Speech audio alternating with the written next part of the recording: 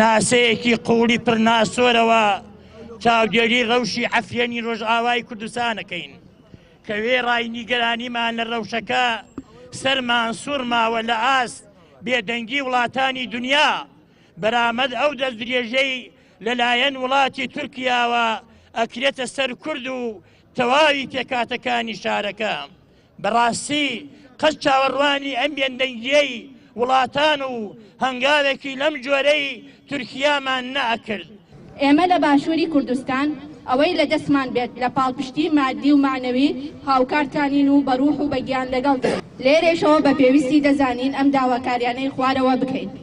یەکەم، پەرلەمانی کوردستان بە زووترین کات کۆ ببێتەوە و بڕیاری هاوکاری عفرین بدات.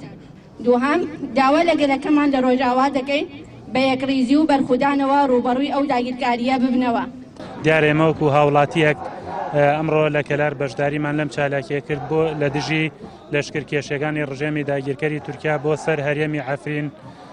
ئەوەی پێویستە بوترێ یەکەم داوا لە کۆمەلگای نێودەوڵەتی دەکەین سنوورێک بۆ دژمنکاری و دەستدرێژەکارەکانی تورکیا دابنرێت.